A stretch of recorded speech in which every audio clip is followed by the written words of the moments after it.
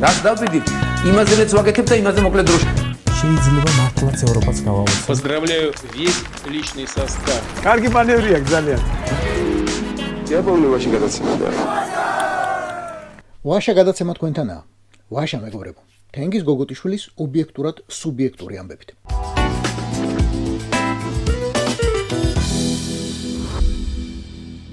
მოულოდნელი არაფერი ხდება. ველოდი. ჩემი მეგობარი დაიჭირეს. არა, ასე არა. ამ სამკუთხედმა ცახესმა. ჩემი მეგობარი ნიკა გვარამია ისევ ციხეში ჩააგდო. თავისი ძველი პირადი ბოღმით. ხოდა, ახალი არავისთვის არაფერი სათქმელიც არ არის. ან თავს გადაერჩენთ და ქვეყნიდან შეძლებს დაგვარად შორს გადაიხვეწებით, ან ქვეყანას გადაარჩენთ. სხვა არჩევანი არ დაგიტოვეს. შუაში გაკრეფილია. დღეს რატომაც მომიდა იაპონიაზე მესაუბრა. გეოგრაფიულად და დროში ძალიან დაშორებულ ქვეყანაზე. შუა საუკუნეების იაპონიაზე. იქ არსებობდა ერთი ძალიან საინტერესო ტრადიცია, რომელსაც შემდეგ უკვე რამდენიმე საუკუნის შემდეგ 21 საუკუნეში ერთი პატარა კავკასიური ქვეყანა სახეცვლილებით გაიმეორებს. შუა საუკუნეების იაპონიაში მდიდარ და გავლენიან ხალხს, მაშინდელ ოლიგარქებს სპეციალური მონები ჰყავდათ, ვისაც ჰეოე იბიკანები ერქვა. ზოგ წყაროში მონებად არიან მოხსენიებულნი, ზოგ ამსახურებად. საბოლოო ჯამში რა მნიშვნელობა აქვს სამკოს ბრინჯს იღებენ თავიანთ საქმეში თუ რაიმე ფულად გასამრჩევლოს. მთავარია მნიშვნელოვანია, რომ ჰეო იბიკანები არ იყვნენ თავისუფალი ადამიანები და ჰქონდათ ერთადერთი საქმე მორჩა და გათავდა. და რა იყო მათი სამსახური? მათი ერთადერთი ფუნქცია იყო ეძახათ მე ვიყავიო, როდესაც ბატონი ჰაერს გააფუჭებდა თავისი გაზებით. თან ყველა მიცოდა ვინ ჩაიდინა, თან არავინ იმჩნევდა, რა კი იდგა რიგი მონებისა, ვინც ამ სასირცხო საქმეს საკუთარ თავზე იღებდა. დიდი სიხარული და აღმაფრინდა. შვილებიც ყავდათ, შვილიშვილებიც. ესენი კი მაინც აგზელებდნენ ჰეოიბიკანობას. ანუ ძახილს ჩემმა ბატონმა კი არა, ჩემმა პელემ და მეცენატმა კი არა, მე ჩავიდინე ეგუბედურება, მე გაგიმწარეთ ყველა ცხოვრებაო. და განა მარტო ჰაერის გაფუჭების დასაბრალებლად იყვნენ მზად. არა, ყველაფერზე აწერდნენ ხელს. პატრონზე რამე გადაკრულ სიტყოდი 1, 2 ან 10 ჰეოიბიკანი ერთად გარბოდა სასამართლოში. იყო სასამართლოები იმ დროიდულ იაპონიაში წაბა. და წერდა საჩივარს.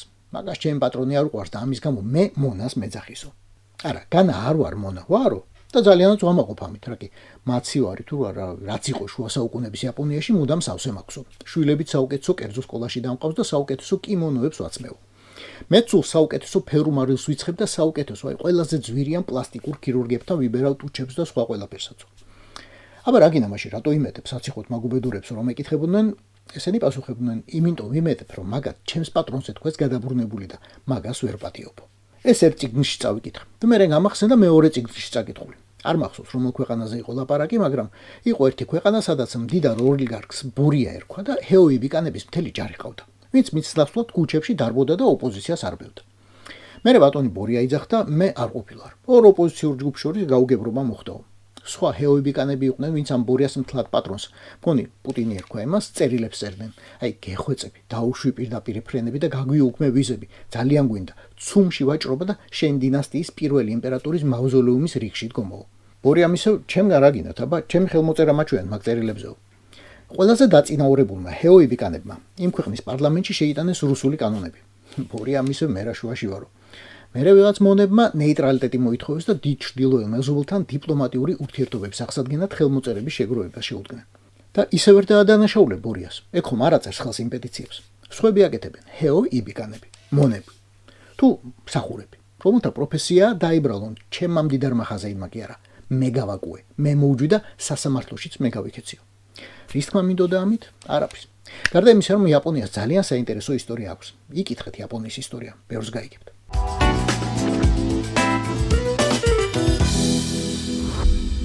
კიდევ ერთი ამბავი მაქვს და ვიცი, დიდად არც ესე გაგახარებთ. თუ რომელიმე დიდი ბანკის მეწილე, გაიაშვილის ტიპის საქმოსანი ან გრიშა უნიანის ტიპის პოლიტიკური მოღვაწე არ ხართ. ეროვნულმა ბანკმა გამოაქვეყნა სტატისტიკა, რომლითაც შარშანდელი აპრილიდან წლევანდელ აპრილამდე საქართველოს კომერციულ ბანკებში უცხოელ მოქალაქეთა ანაბრები 18%-ით არის გაზრდილი. და ეს საბოლოო ჯამში ამ ბანკებში ფიზიკურ პირთა დეპოზიტების 28.5%, ანუ 9.3 მილიარდი ლარი. ოღონდ თუ გაიგებთ პროჭორულელთა სიხარულის ჭყლოპინს რა მაგარია ასეთი სანდო ბანკები რომ გვაქვსო, იცოდეთ რომ ამ თანხის მესამედზე მეტი, თითქმის 3.5 მილიარდი. დიახ, რუსეთის მოქალაქეებისა, სწორად ვფიქრობთ. და ამაში გარწმუნებთ არ იგულისხმებიან რუსეთის მოქალაქე ივანაშვილები. მათ აქ თუ რამე აქვთ, სხვა პასპორტებით ეკნებათ რეგისტრირებული. ეს 3.5 მილიარდი კი რუსებისაა და დღევანდელი კვერცხის გარდა კიდევ ერთი ნაღმია საქართველოს უსაფრთხოებაში. წარმოიდგინეთ ხვალ რომ ამათ ყველას ფულის გატანა უბრძანო. ქვეყანას ჩამოშლიან. მეორე ადგილზე არიან ისრაელის მოქალაქეები, მილიარდზე მეტი. მერე უკრაინა, აზერბაიჯანი და ბრიტანეთის ვირჯინიის კუნძულების მოქალაქეები 372 მილიონი ლარით. ბორის, ეგეჩენა ხარ?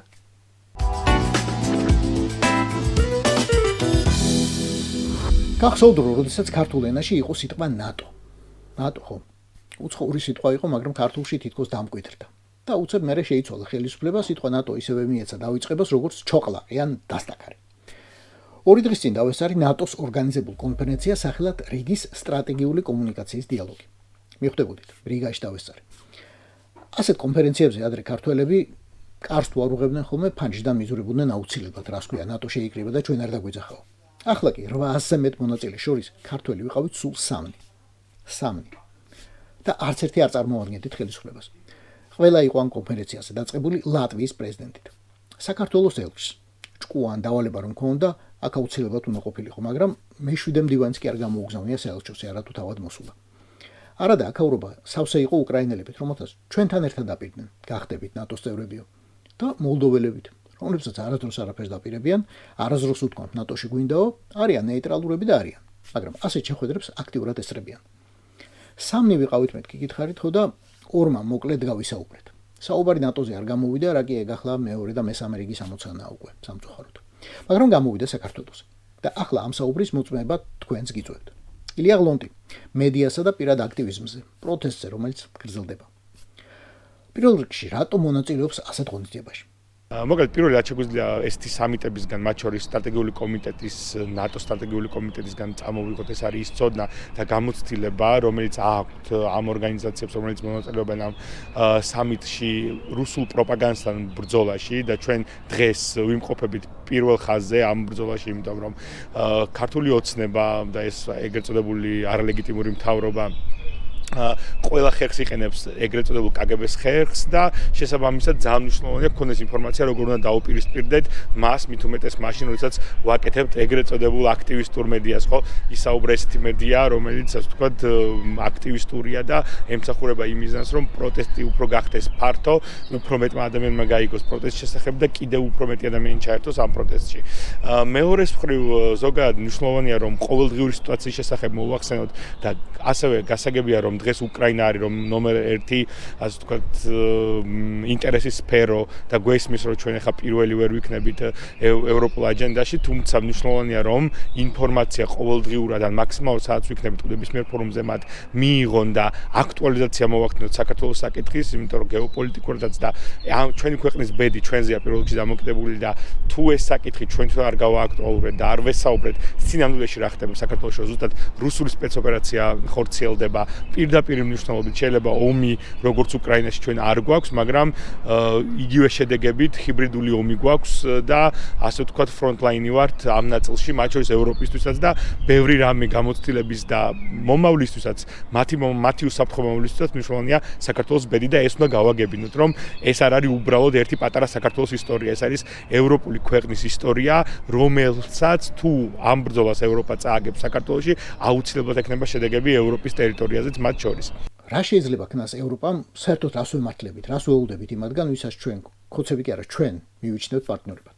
ევროპა პირველ რიგში ეს არის სანქციების ნაწილში, ჩემი აზრით მოვიაზრებ როგორც პერსონალური სანქციების ერთ-ერთ წყაროს ევროკავშირს და გვესმის რომ დიდი ბიუროკრატიის გამო, მათ შორის იმის გამო რომ სხვანაირად არის აქ მოწყობილი უწყებები, ევროკავშირს არ აქვს ესეთი მექანიზმები, რომელიც ესე მარტივად გაატარებდა სანქციებს, თუმცა თუ იქნება შესაბამისი სურვილი და მონდომება ევროპული ქვეყნებისგან და თუ ეს ჩვენი მოთხოვნა მყარად გაჟღერდება ყოველთვის, ეს აუცილებლად იქნება და დარწმუნებული რომ შეძლებენ იმ ბიუროკრატიული წინააღმდეგობის გადალახვას, რომელიც მათ აქვს და ამიტომ ეს უნდა მოვთხოვოთ პირველ რიგში, რომ სანქციები, ინდივიდუალური სანქციები დაწესდეს როგორც საშუალო რგოლის ბიუროკრატებისთვის, იმიტომ რომ მაგალითად სრულმოწმეებისთვის, მოსამართლეებისთვის, რომლებიც იღებენ უსამართლო და უსაფუძვლო გადაწყვეტილებებს, ასევე მაღალჩინოსნებისთვის, რომლებიც რა თქმა უნდა ბირთვს წარმოადგენენ იმ რუსული რეჟიმის, რომელიც დღეს საქართველოში არის და რუსულ გავლენებს ახორციელებს საქართველოში.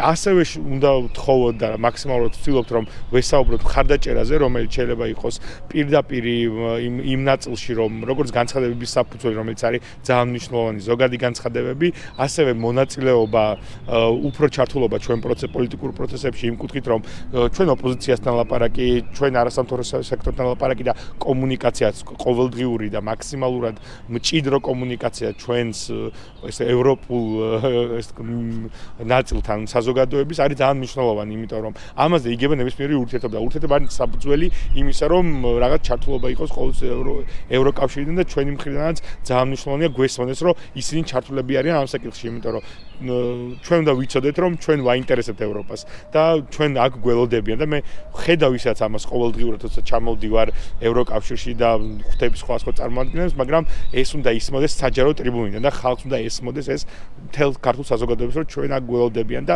ჩვენ ვართ ევროპის ნაწილი და არა რუსეთის, როგორც ცდილობს ამას ქართული ოცნება. რამდენი ხანი გექნება საქართველოსთან გამოსვლის საშუალება?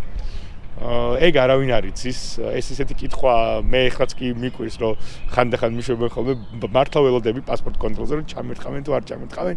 ეგეთი განცდა არავის არ მქონია და ეს ერთი წელია რაც დამეუფლა და არ ვიცი, მე მგონია რომ ნებისმიერ შემთხვევაში მექნება თუ არა შესაძლებლობა რომ დავტოვო ქვეყანა, მე არ ვაპირებ სადღაც დარჩენას თუნდაც ევროპაში რომ წავალ, მე მინდა რომ გავაგზავნო ბრძოლა და ვაპირებ ბოლომდე გავაგზავნო ბრძოლა და მე მაქვს იმ ხალხის იმედი, ვინც დღეს რუსთაველზე ხა ჩვენ რო დგავართ და აქ ამ ინტერვიუს დღეს რუსთაველზე იბრძვის და სხვა უბნებში და ვინც ადამიანები ვინც სავსეა პროტესტით აი იმ ხალხის იმედი მაქვს და მე მჯერა რომ ჩვენ გავიმარჯვოთ აუცილებლად სადაც არ უნდა ვიყო მექნება ქვეყნის დატოვების შესაძლებლობა თუ კიდე სხვა რამეს მოიფიქრებს ქართული ოცნება. ასეთ კონფერენციაში მონაწილეობა რა თქმა უნდა საჭიროა.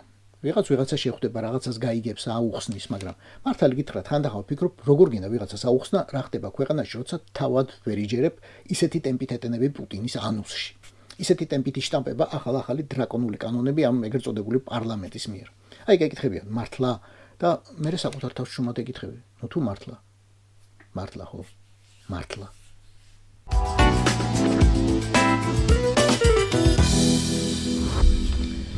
სულ ცუდ ამბებზე საუბარი არც მე მიდა. ხო და აგერ ძმები წამოგვეშელნენ. ხო გახსოვთ წინა გადაცემაში მოვილაპარაკეთ, რომ 12 ივნისს ყველანი აუცილებლად ვიზეიმებდი ჩვენი მეზობლის რუსეთის დღეს. ზეიმი დიდი გამოვიდა. აი ესეთი კაი სადღეგრძელოს რო ითხოვს. და მადლობა ვის? უკრაინელებს, რომლებმაც გეგმა შეასრულეს და ზუსტად 12 ივნისს, ზუსტად რუსეთის დღეს ვტრატი პრატივნიკა 7 ციფრიან რიცხვს აიყვანეს, ანუ მილიონზე. დიახ, 12 ივნისს ყველას თავისი დღესასწაული ჰქონდა. ზოგი რუსეთის დღეზე იმობდა, ზოგი უკრაინულ მიღწევას. არ უხარო და მხოლოდ იმ მილიონს. რა არის აბა სასიამოვნო, როცა მშობლიური მუხასრანსკის მიწაში ჩაგაწვენენ ჯანღონით სავსე ახალგაზრდა კაცს და უკვე 40 ცოლი ახალ კაცთან ერთად თეთრი ლადით მოვა. შენი მანწოლისთვის მიღებული ფულით რომ იყიდა. მოიტანენ პლასმასის ყვავილებს, აი ჩეჩავენ მხრებს ამოიხრებენ და წავლენ დასავლებად. Чтоб земля пухом.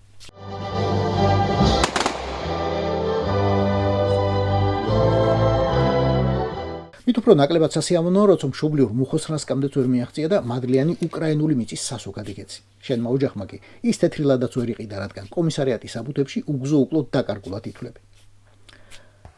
Вот все вот эти сказки про 1 к 8, там, и я не знаю, кто их там вливает уши Владимиру Владимировичу, вот, это все херня, извините. Воевать так, опять же, как мы воюем, это можно еще и вторую волну мобилизованных слить, точно так же. Сточить ее, да. Да.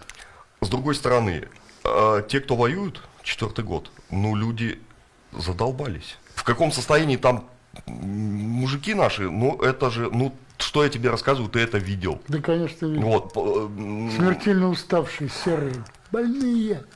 Конечно, некоторых хронические болезни лезут. Простите, вон мужику там нужно, у кого-то геморрой, он, снаряды таскал, обострение там геморроя развился, თავიდან უნდა დავაზუსტოთ. ეს 1 მილიონი ჯერ არ წევს მიწაში, ჯერ. მათგან უმეტესობა დაჭრილია და რაღაც პერიოდით ან სამუდამოდ გამოეთიშა ბრძოლას. თეთრ ლადად იქცა დაახლოებით ალბათ მე-13. თუმცა ანგარიში ძალიან რთულია.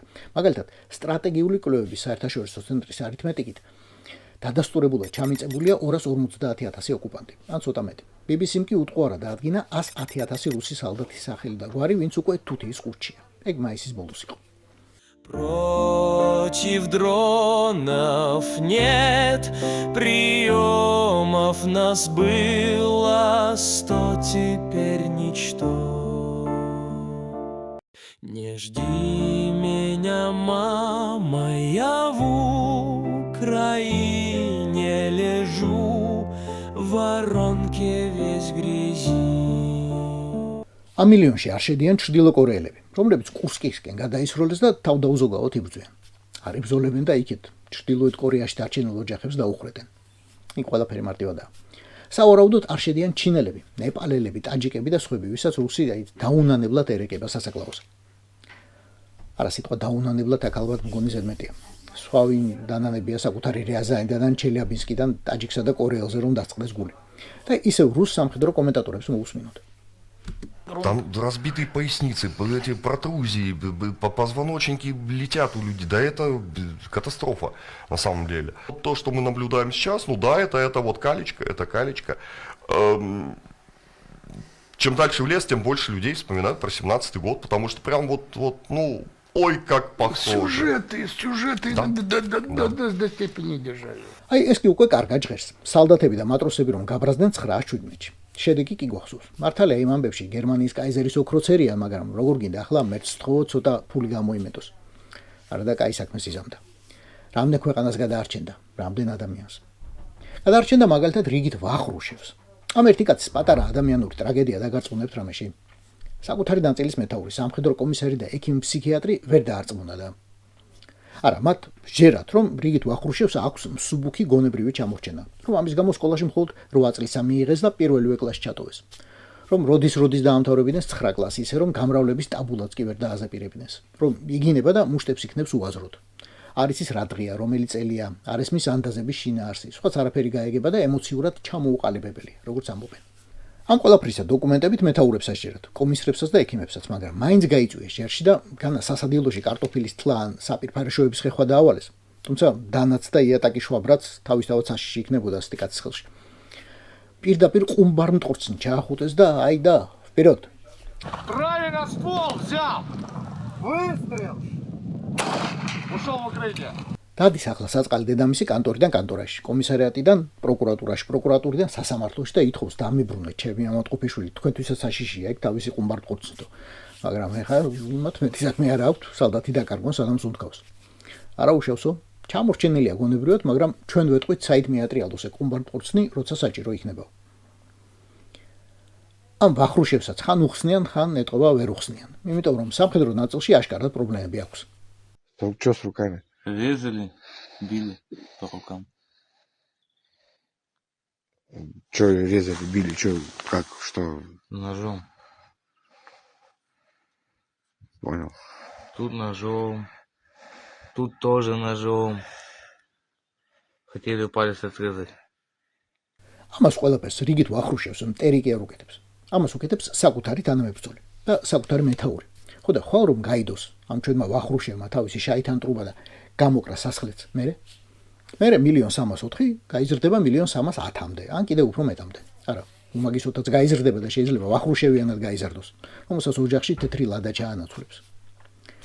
და ბოლოს ერთი ვიდეოც, რომელსაც არ ვთარგმნი, ვერ ვთარგმნი, რა კი სათარგმნი არაფერია. მხოლოდ იმას გეტყვით, რომ ახლა ნახავთ ორი ბრონქიტიანი რუსი სალდათის მკურნალობას, ძალიან სპეციფიურ და დაჩქარებულ მკურნალობას, რომ წყობში რაც შეიძლება მალე ჩადგნენ და შეუტიონ მტერს.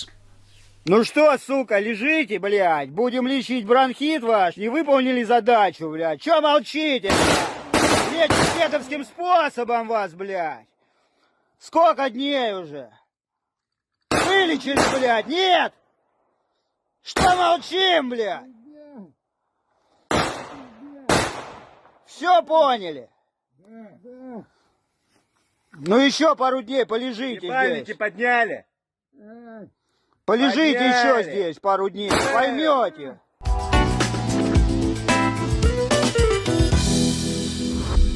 წამხვალ და მაინც სამშობლოს უბრუნდები. უკვე ყველამ ვიცით, რომ ამერიკის ელჩი დანიგანი ახლა მაგიდას ალაგებს და საქართველოსთან ერთად სახელმწიფო სამსახურიდანაც მიდის. საბოლოოდ. კიდევ ერთხელ მადლობა ყველაფრისთვის, რაც გააკეთა და რის გაკეთებაც უნდოდა, მაგრამ ვერ მოასწრო. მაგრამ ახლა სხვა რამეა სათქმელი. სააგენტო Global News-მა სახელმწიფო დეპარტამენტს მიმართა თხოვნით გამოეთქვა საკუთარი დამოკიდებულება ელჩის გადადგომასთან დაკავშირებით. დეპარტამენტს რა თქმა უნდა შეეძლო საერთოდ არ აპასუხა. ან გამოეგზავნა ძალიან მშრალი ესეთი ფორმალური პასუხი. მადლობა ელჩს და გაუმარჯოს საქართველოს ამერიკის ურთიერთობას. მაგრამ არა.